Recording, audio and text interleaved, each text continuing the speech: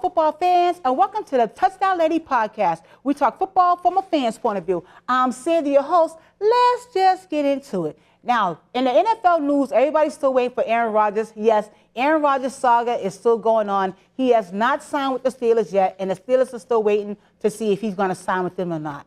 Moving on, let's talk about Brock Purdy and the 49ers. They have not reached agreement yet on his extended contract. I'm watching this. I really wanted to pay Brock Purdy. He's worth the money. But right now, they are still in negotiations, Brock Purdy and the 49ers.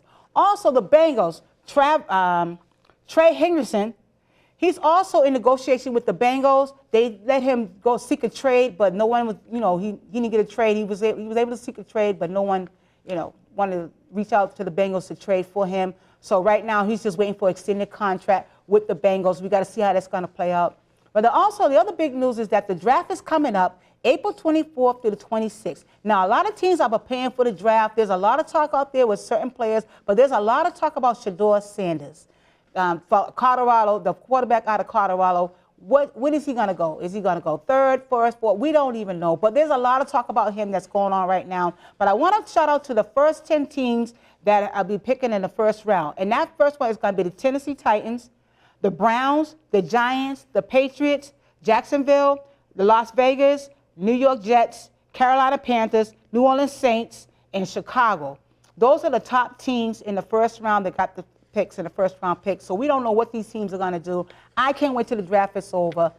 It's just too much going back and forth, but there's a lot of talk out there. So we just have to wait and see what are these teams going to actually draft when draft comes. And again, that draft is April 24th through the 26th. Now, there's a lot of talk about the tush push. Now, that was voted on in the owners' meeting, which happened in Florida about 2 weeks ago now.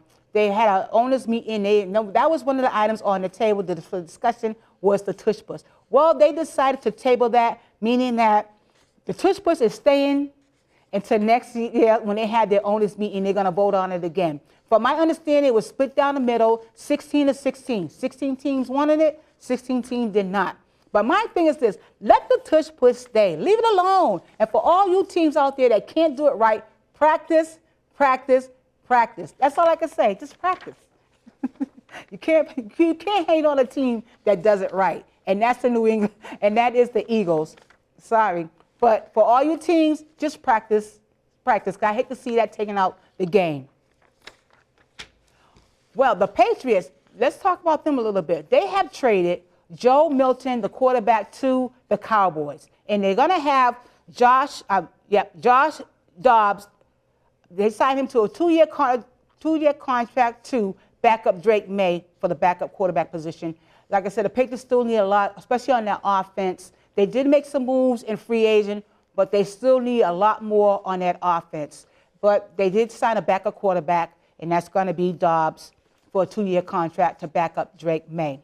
Now, we all know the UFL Spring Football League is on its way, and Week 2 has just passed, and we're getting ready to go into Week 3. But the games have been good so far. But I have to say, there's a theme that's going on right now with the UFL Spring League, and that is all the defenses in these games that we're about to talk about did a really good job the last 2 weeks. It's the offense that's been struggling for most of these teams, like a lot of drop balls, misreads. It's just been a bad offense. So hopefully going into Week 3, all these offenses will step up and start, coming together, getting a rhythm, establishing run games, pass games. I have not seen that yet on the offense. But on the defense, outside of the ball for these teams, for the most part, I have seen a lot of good defense in these games.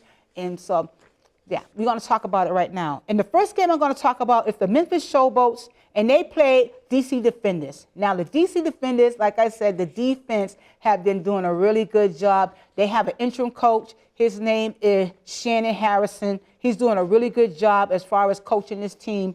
But they did, like I said, they've been doing a really good job. They've been struggling a little bit on the defense, on the offense. I think the offense has not been consistent with their quarterback. His name is Jordan Tamu. He's been struggling. He has not been consistent with throwing the ball, reading the plays. So, like I said, there's a lot of inconsistencies, but this is only Week 3, going into Week 3. They are going to get better as I think the season go on. And on the other side, the Memphis Showboats, E.J. Perry, the quarterback for the Memphis Showboats, he has a really nice arm. He really has some really nice throws in this game. But again, it was inconsistent on the offense, and the DC Defenders wind up winning this game 17-12 over the Memphis Showboats. The next thing I'm going to talk about is one of my teams I really liked, and that was the Houston Roughnecks. When I first started watching spring football, that was one of my favorite teams. Yes. But since they did the merger with the XFL, that team has not been the same. But they wound up playing the Arlington Renegades, and Arlington Renegades wound up beating them 11-9. Again, it was a lot of struggle for both these teams with the offense. Hopefully the offense will step up this week and start to get into a rhythm and put some points on the board. This is not high-scoring games, but that's all. But other than that, the defense have been doing a really good job in these games. Now, each week I'm going to bring you a highlighted head coach and a highlighted player of the week. And the first highlighted coach I'm going to talk about is Shannon Harris. Now, he was the quarterback coach for the DC Defenders. The head coach of the DC Defenders, Reggie Barlow, he went to be the head coach at the Tennessee State University, and then so they promoted Harrison to be the new head coach, the interim head coach for now for this team. He's doing a really good job. I like the way he coached. In the last 2 games that I watched, he did a really good job with coaching the team. But he has experience, a lot of college coaching experience. He was a coach for 16 years in Division I. 3 years he was a wide receiver coach and a passing coordinator at Alcorn State University from 2015 to 2017. He also was an offensive coordinator for 2029 at the Tennessee State University. And he also was an offensive coach and a quarterback coach for Virginia State in 2021. He leads this week. He leads for the second week in a row the DC Defenders to victory over the Memphis Showboats, which they won 17-12. So for right now in the standings, the DC Defenders are 2-0. Go ahead. He did like I said. Go ahead, Coach Harris. I'm still watching you. He's really good. Now this week, player of the week is gonna be Jacob Sayers. Yes, he had this past weekend. He played against the who did they play? They played against one of my teams too, another favorite of my team, the San Antonio Brahams.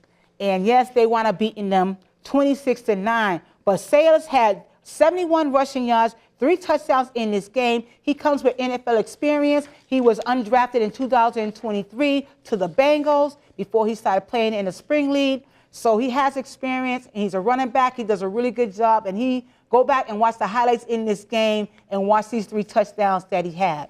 Well, this is a part of the show. If you want to reach out to me, you can email me at touchdownladies@gmail.com. That's touchdownladies@gmail.com. Well, I like to end the show on a positive note, and I like to do something I call Facts, Fun, and Football, where I reach my hand here, and I pull out something fun to end the show on. Let's see. And this is going to be a joke. What is the difference between a Jets fan and a baby? The baby will stop whining after a while. And this is Sandy from the Touchdown Ladies saying, don't forget to smile, be happy, be kind, put your action behind your plan, and keep moving forward. And I'll talk to you later. Bye.